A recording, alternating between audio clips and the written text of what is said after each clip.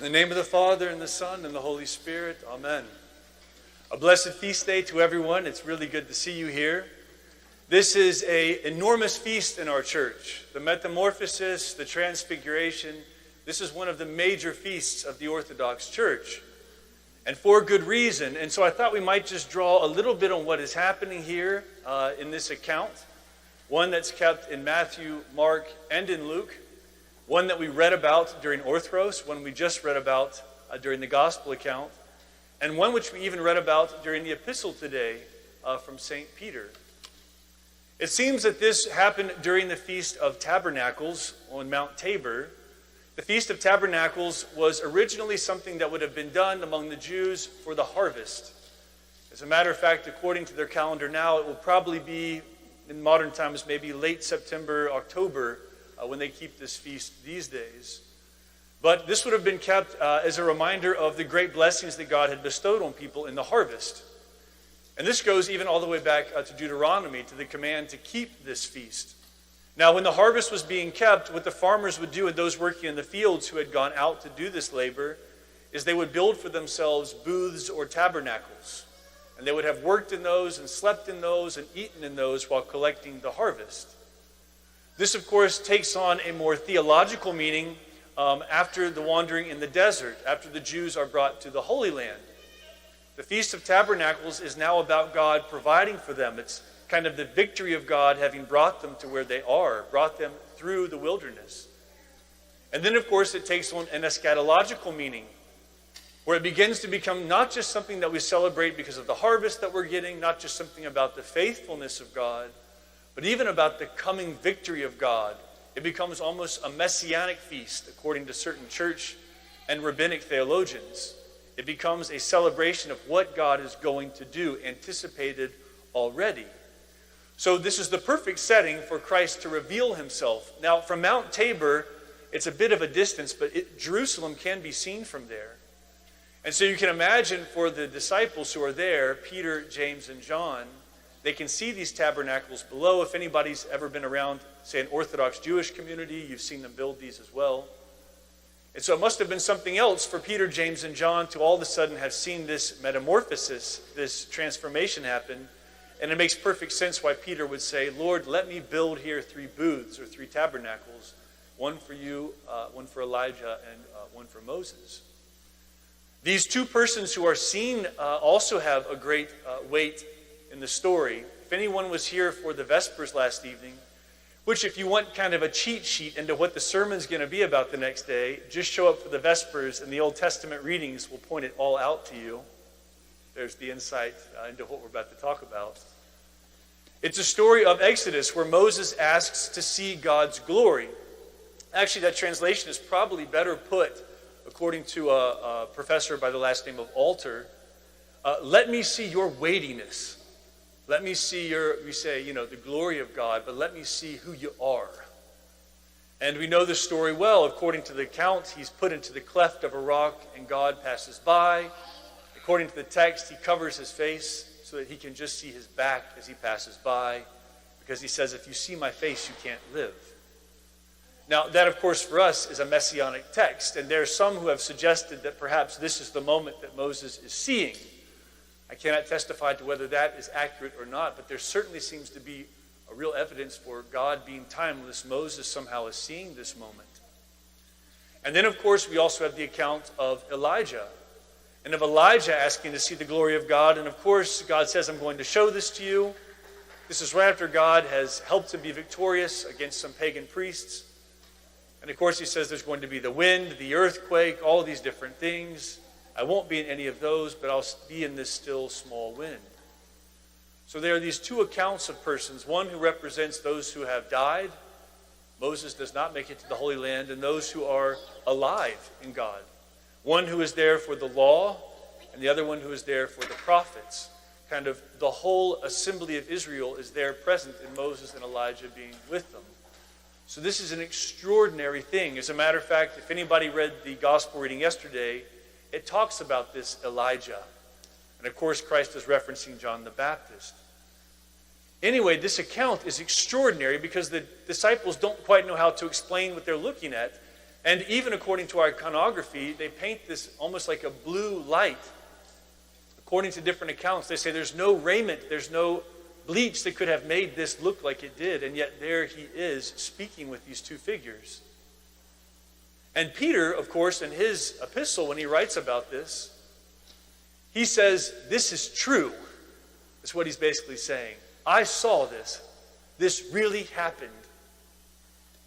Peter's going to gain no wealth from this. There's no notoriety from this. Peter, even in his letters, knows he's on the way to his own death. Peter says, we saw this. And then he says to those of us who are remembering this feast, much like the Jews would have before, of course, in that expectation of God according to Deuteronomy, he says to us Christians, and you would do well to remember it too, to remember this light in the darkness, that it should be to us a lantern. And of course, he is there referencing what God has to say to us. And this is kind of the homily, what we can take away from it from this morning, are the words of God himself. You know, it's incredible that they are allowed to approach. Only Moses was allowed to enter that cloud. If anyone had even touched the mountain, they could have died. And yet he allows them to enter into this. God does this, of course, to reveal his glory to us as much as we can bear. Even in his glory, he does it to us gently. He reveals it to us as much as we can bear. But as they're in that great light, as they're in that cloud, what does God say?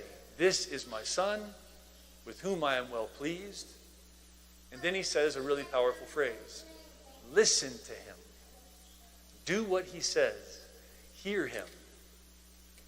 Now this carries a particular weight because the readings before, if anyone had come to Paraklesis, 2 days ago, what sets up this whole story is Christ saying to the disciples, you're going to have to take up your cross and come after me.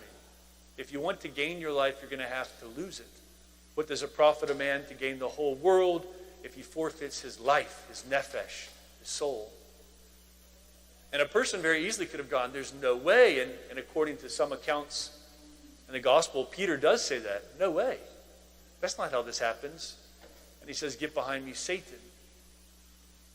And so on his way again to Golgotha, preparing his disciples for this, what does God say? I'm sure Peter's head is still spinning after having been rejected. He says to him, this is my son. Listen to him. What he says is life advice. What he says will save your souls. Pay attention to him. It's a great reminder for us on this day that, yes, we remember, this transfiguration of God. We remember this glory of God shown. But we remember as Orthodox Christians, that's not the end of the story. The story is one of God crucified. That's where we see the glory of God. We're able to see who he is, and in this moment, according to certain writers, and certainly to the hymnography, the disciples seeing his transfiguration, it gives them strength to endure the cross because they know he must be doing it willingly. He obviously has the power to overcome it. But for us as Christians, we recognize that the glory of God is fully revealed when he's hanging on a cross. Now this is important because very often we tend to think in our Christian lives that if we're doing everything right, we're going to be floating on a cloud and it will be easy and everything's going to go well. And it doesn't work that way. The glory of God is revealed in a cross, in the cross, which means we have to go the way of the cross too. So glorification, deification, entering into the life of God might not feel like light all the time. It might not always feel pleasant. It might not always feel like, wow, this is the glory, the peace, the Shekinah, the Kadosh. This is the glory of God. Instead, it might feel like us crying out to God, my God, where are you? Those are the moments that actually reveal the glory of God. It might be easy, for instance, to sit in the pews on a Sunday morning and feel peace because there's no noise. But we have to hear the children. We have to suffer that. And to a parent who knows what it's like to be sweating, and many of you moms have already paid your dues, the young moms are in it right now, the peace that you want to feel is interrupted by the child in your life, by having to chase them down and try not to get stern and pay attention. To a person who's trying to live the Christian life, this can be applied in all places. You might think that you're entering the glory of God when it's just peaceful and when it's comfortable, but that's not how it works. Very often we're entering that glory of God when it's difficult and hard, when we're being crucified, when we're crucifying our desires, our hopes, our wills, our thoughts, how we would do things. finally, the other half of this that I want us to take away from it that I think is important, especially in a culture where we are inundated, both left and right, up and down, with how we should think, what's good and what's bad, all that stuff. We as Christians are commanded to have our ears finally attuned to God, to His commands, to what He has said is truth, to what He has revealed to us as love, to what He says is real peace. That's where our ears are attuned. And one of the dangers can be in a society like our own is that we can begin to listen to all kinds of other voices, and even well-meaning voices. But if what people are saying or what the ideologies are out there saying are not in complete concert with God on what they're saying, we should be very quick to say, I'm not going to listen to that. I'm going to listen to what God has said, to what His prophets and apostles have said, to what Christ has said. So that's the way that we honor this great feast. And that's the way we don't have to try going about being crucified, that we just kind of are and really experience the glory of God, is to listen to Him, which means we have to open the Word, we have to read the Scriptures, we have to be in services. We have to put ourselves in a place to listen to Him. And if anything else comes to us from any direction, no matter how well-meaning or even nefarious, if it does not line up with the commands of God and what He has offered to us in His peace and in His compassion and in His truth, we stop up our ears to it and say, the only person to whom I am to listen is to God, the glory of God. Indeed, to God be the glory. You were transfigured.